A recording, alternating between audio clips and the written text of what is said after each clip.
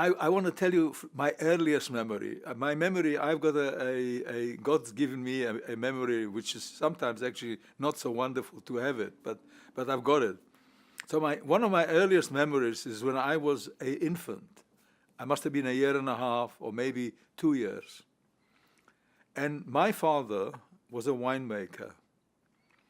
And my father used to have a custom, and he would get up in the morning, I think go to make ablutions or something, and then before he had breakfast, and before he even said his prayers, he would sit down. We had a huge dining room. It actually was one huge room with a table, about 12 or 18 people could sit at. He would sit at the head, and he would open a Gemara, a Talmud, and a very big one, one of those very ones printed in Vilna. These were huge tomes.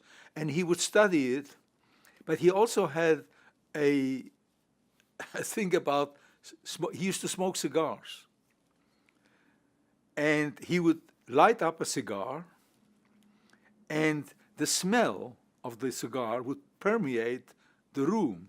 And I remember crawling underneath the table and inhaling the smell of his cigar and listening to him, because Hasidim, when they daven, when they study, they don't study by just looking at the book. They say, "Oy vey mozot ze ruche, ve der rein is a genaide, wenn es is doch at mana, is mit the getue, gedan in den zun, geroch at matana kanai." So I would listen to the sound, and I would smell the scent of the cigar.